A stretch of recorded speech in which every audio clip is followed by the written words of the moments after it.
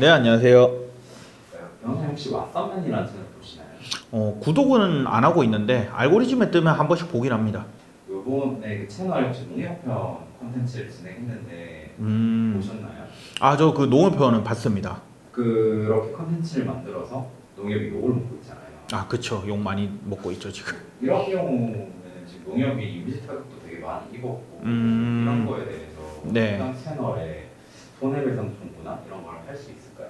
일단 그 농협편은 사람들 반응이 막 전반적으로 신입사원들은 눈치만 보고 있고 높은 사람들은 꼰대짓 하는 어떤 그런 경직된 직장 문화다라는 반응이 좀 많았죠. 그러다 보니까 농협이 이제 자기들은 홍보를 하기 위해서 찍은 영상인데도 불구하고 오히려 역풍을 맞아서 분위기가 굉장히 안 좋은 상황이죠. 그런 면에서 아까 피디님 질문이 과연 농협 측이 자신들 이미지 훼손을 근거로 해서 왓썸맨 채널에 손해배상을 청구할 수 있는가, 이런 질문인 것 같은데요. 결론부터 말씀드리면 계약서에 뭐라고 적혀 있는가에 따라서 많이 달라질 것 같습니다. 일단 왓썸맨이 뭐 농협에 말도 안 하고 가서 뭐 몰카 찍거나 이렇게 한 건 아니잖아요. 그러니까 불법행위는 성립을 안 할 것 같습니다. 불법행위가 성립하지 않으면 왓썸맨 측이 이 영상을 제작하기 위해서 농협하고 체결한 계약이 있을 텐데요. 그 계약 내용에 과연 뭐라고 적혀 있느냐, 그래서 왓썸맨 측이 계약을 위반했냐 아니냐, 이게 가장 중요한 쟁점이 될 것 같습니다. 특히 영상 편집과 관련해서요. 만약에 농협 측에서 편집과 관련해서 전권을 왓썸맨 측에 넘겨준 상황이라면 농협 측에서는 왓썸맨한테 이미지 실추를 이유로 손해배상을 청구할 수는 없겠죠. 전권을 넘겨준 거니까요. 근데 만약에 계약 내용에 뭐 왓썸맨은 영상 편집을 하고 나서 반드시 농협의 건수를 맡고 농협이 수정을 지시를 하면 왓썸맨은 반드시 따라야 된다 라고 계약서에 적혀 있고, 거기다가 농협이 영상 편집을 수정해라고 막 지시를 했는데도 왓썸맨이 그걸 따르지 않고 그냥 마음대로 편집해서 지금 같은 영상이 나왔고, 그래서 농협이 욕을 먹고 있다.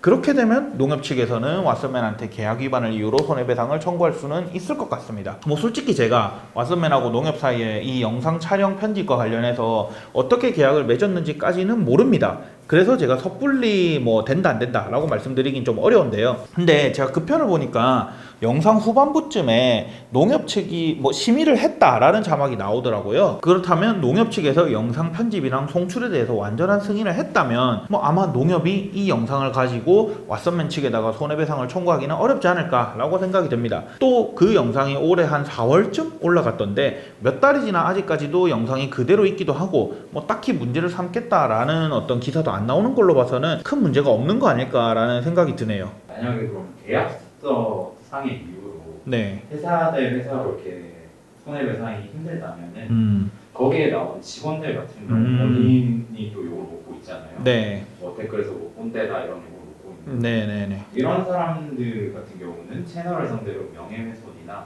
뭐 이런 식으로의 진행 가능할까요?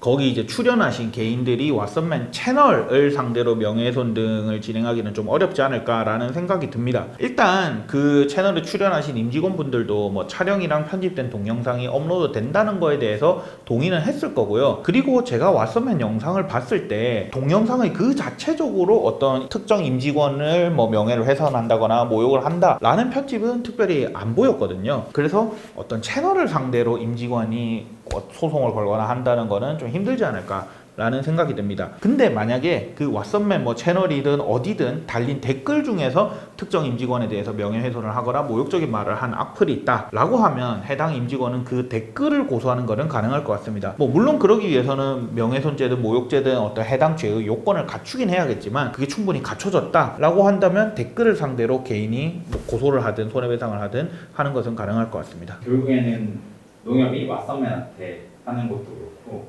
그 출연한 임직원이 손해배상 청구도 하늘을 할 수 있느냐 없느냐도 좀 계약서에 달린 거네요.